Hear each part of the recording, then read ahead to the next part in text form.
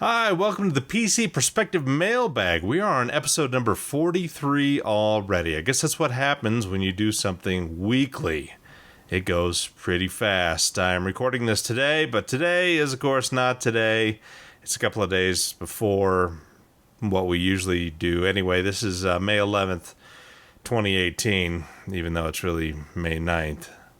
I'm getting an early hop on things. It's strange, yet odd.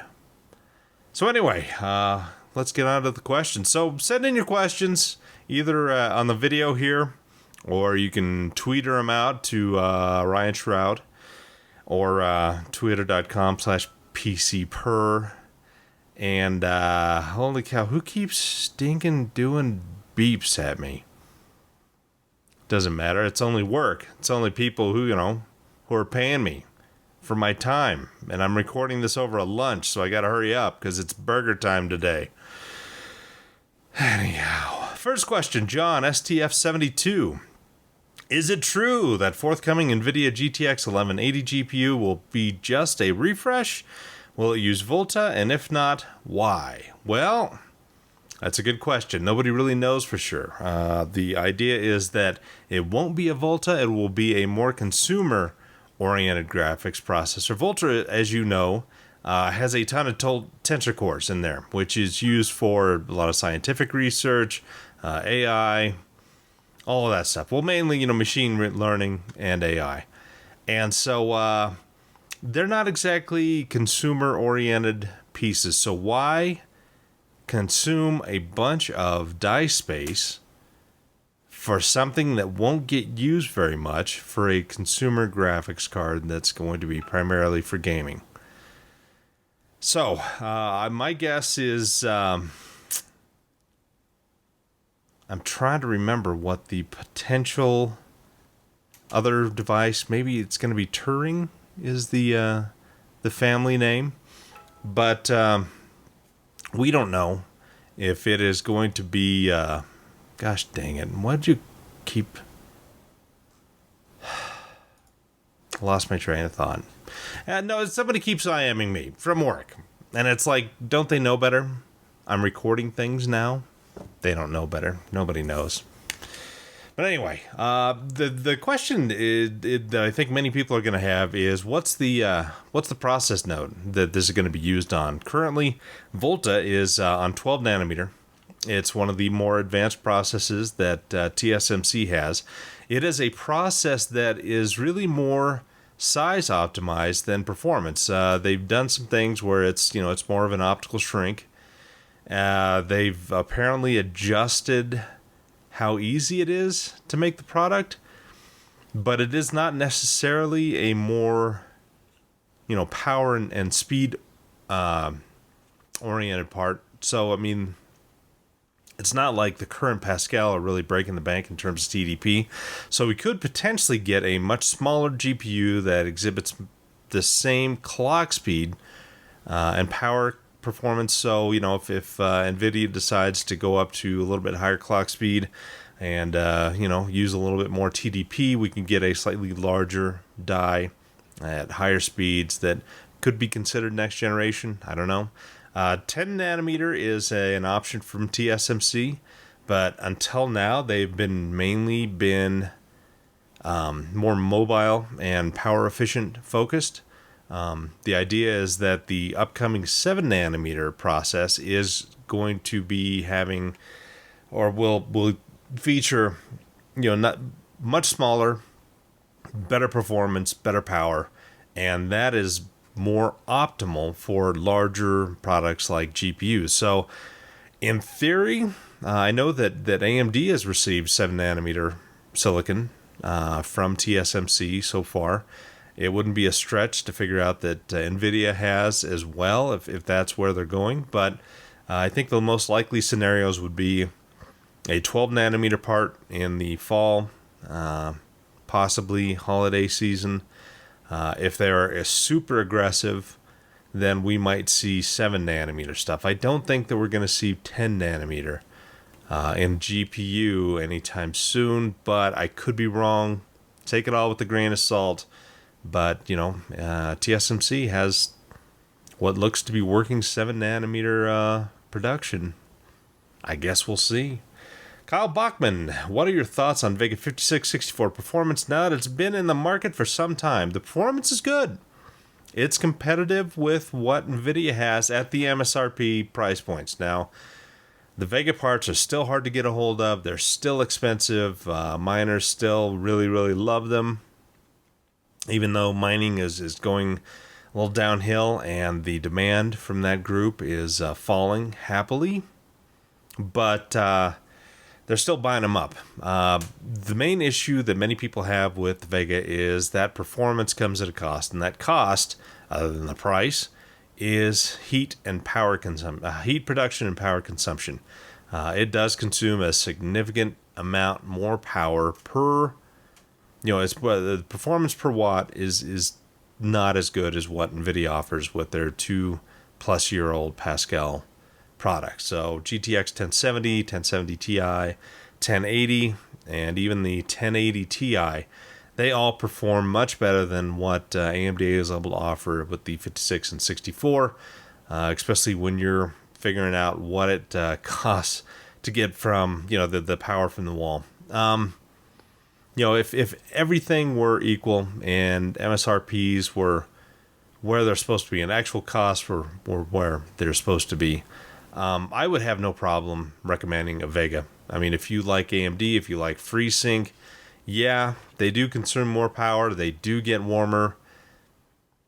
But if you're really looking to game and want a high-end gaming system and you want to have a less expensive FreeSync monitor, the Vega 56 and 64 are very good products for what is offered.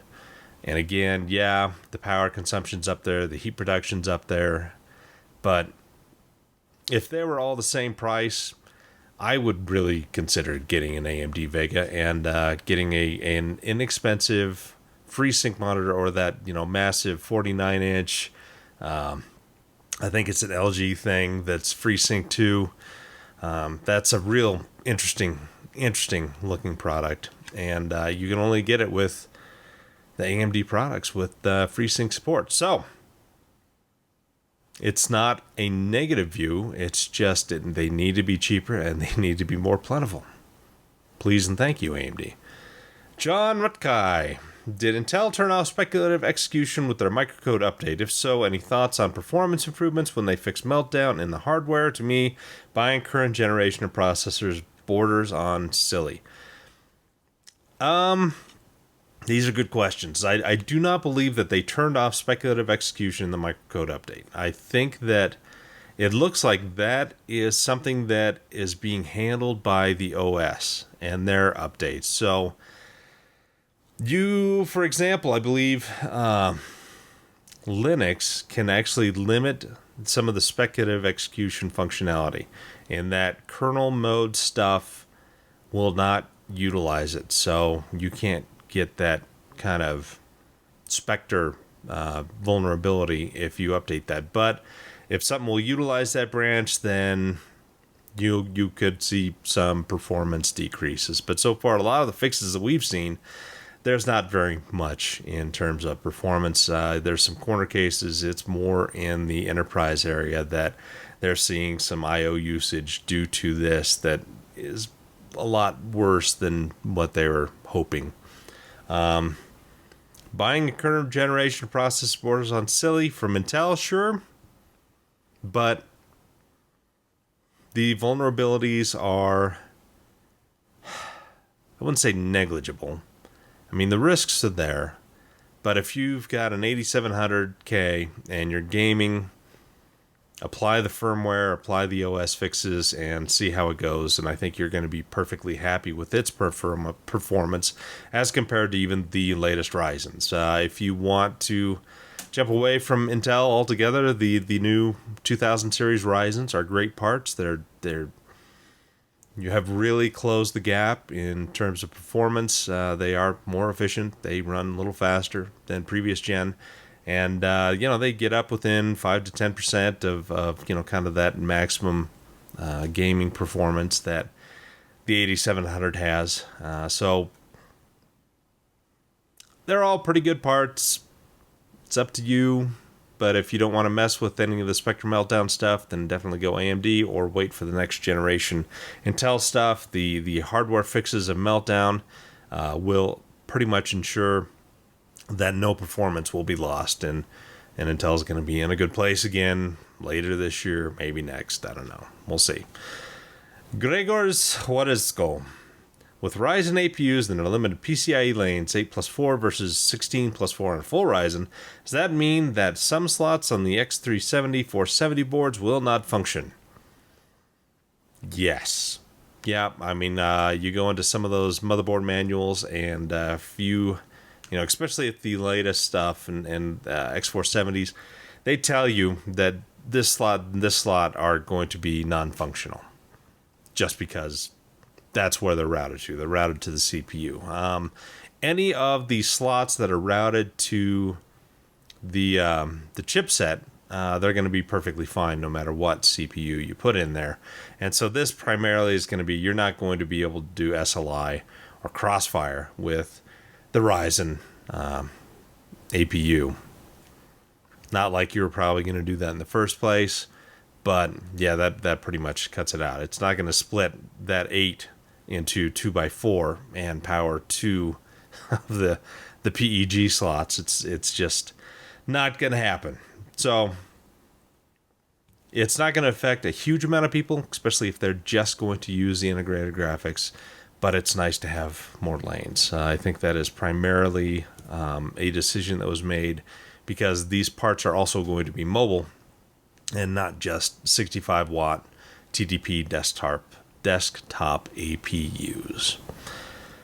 Venger, what is a CPU GPU bottleneck, and what would be the best methodology to test for these bottlenecks on a PC? Well, CPU GPU bottleneck is exactly what it says. It's limiting performance of the system in one spot. So say, for example, you're running a dual video card thing at 1080p, and you've got two high-end video cards, and they're not even breaking a sweat hitting, 120 frames, and the CPU is trying to keep up with passing them as much data as possible, and the game engine is working on the CPU, and if you got a lower end CPU, you're limiting what can be sent to the graphics card. So in that case, if you got heavy physics, heavy AI that only runs on the CPU, then especially at gaming resolutions like 1080p, even single cards really don't have much of a problem being able to render and display those frames. It's going to be the CPU having more of an issue. So how we usually test CPU versus GPU is adjusting the resolution. So you get as low a resolution as possible, and you see how fast the CPU and the application runs with a high-end GPU. And then you can switch around that by going really high resolution, where the bottleneck moves from the CPU to the GPU, and we can see where the limitations of the GPU are and where performance kind of evens out somewhere in there. You'll be able to, if you use multiple resolutions and see how, frame and frame time scale, you can kind of get an idea where that bottleneck shifts from the CPU to the GPU. And there's a balance somewhere in there. Next, Mike Fox. What is AVX and what is it used for? Why do CPUs need a separate clock speeds for AVX? AVX is an advanced SIMD unit. So single instruction, multiple data. Then SIMD units were kind of, they were meant to be more advanced floating point units than the x86 floating point processor or floating point unit that we have currently today. Now, all of modern x86 products have the x87 floating point functionality, and I'm probably screwing up the terminology, but essentially it's number crunching, except it's a different kind of standard than the x87.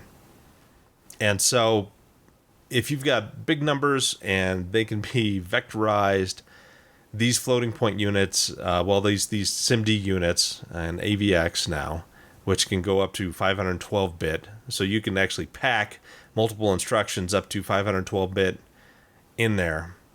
They're very efficient at what they do. They're very fast at what they do. And, programs that will utilize that, like audio, video editing, stuff that can really utilize that kind of floating point power, they do very, very well. Now, these are very efficient units, and they're specialized, but when you've got them at full speed, they're utilizing, the percent utilization of that bit of silicon is very high. And so that's why they lower clock speeds for like the AVX unit, because they're hitting TDP issues, just because that level of utilization and vector math, it really hammers on the unit. And if you've got it running at full speed, then you're breaking the TDP envelope. And so that's why there's multiple speeds. There's typically lower than the core clock speed for AVX. And I hope I explained that without being too much of an idiot, because it's just essentially it's the old, it's a SIMD unit. It's what was 3D Now Plus. Those are SIMD units. SSE.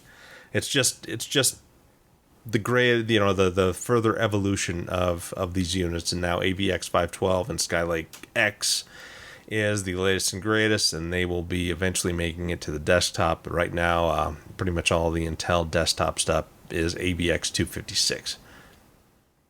There you have it. DBS7. What is the deal with RISC-V? How will it work and compete with ARM x86? RISC-V is an open source, it's an open ISA. So basically, you've got some guys at Berkeley put this together. They put together an ISA and said, okay, here's this ISA. You guys it's free to use. Here's all this documentation. This is how you run software on it. You're going to need this and this, and they put that out there. They differ from ARM because these guys haven't actually designed their own processor. They're leaving this ISA out there and letting other companies use it, and those companies then have to take that ISA and then create the chip and the design themselves. So it's nice in that it's free. It's going to be well supported kind of in the industry, because here's this fully fledged ISA that you can use, and you don't have to license anything from ARM. You don't have to try to license anything from Intel. It is a competitor in those, but it's not a very good competitor at this time. Companies like Western Digital, NVIDIA, and others take the ISA, make their own product, and utilize that in their own product stack. They're not probably going to be marketing and selling their own RISC-V chips. And by the way, it's RISC-V, not RISC-V. I made that mistake many podcasts, but RISC-V. And so for like Western Digital, they've got firmware in their hard drives, and they will be utilizing their own RISC-V design in there instead of licensing a MIPS processor or an ARM processor to do a lot of their controller stuff. So that's a win for them. They don't have to pay that licensing fee. NVIDIA, I think it's the Falcon processor that they're replacing, and I think that's a subset of the GPU. And again, they don't have to license from ARM to get a small, efficient, small die size processor. They can use this ISA, make their own. Essentially, the OS or whatever is going to be running in their firmware. Is their firmware, and we'll be doing the work there. It's going to be kind of transparent to most applications that they're even running a RISC-V. So it will compete, but it's a very different sector than what we expect. The advantages that like ARM has is that They are constantly improving the ISA. I mean, we've had ARM whatever through ARM V8, which has several iterations as well. They do their own kind of proof of concept chips and designs. They license the designs themselves to other companies, and so you don't have to necessarily have your own CPU team or as big of a CPU team to get ARM designs up and off the ground. So there's a lot of back-end support from ARM that RISC-V does not have, and so that is a disadvantage. But we will see more RISC-V designs throughout the next couple of years because, hey, who doesn't love a free ISA? The Uncle Julian. How does disk defrag affect the life of my HDD, his hard disk drive? Well, if it's a spinning disk, probably not that much.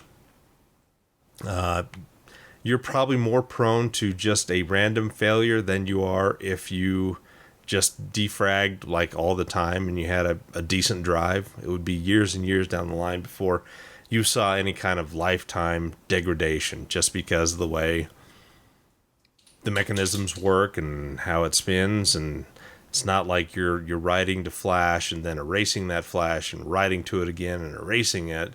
You're not, using up the effective lifespan of these spinning iron oxide disks.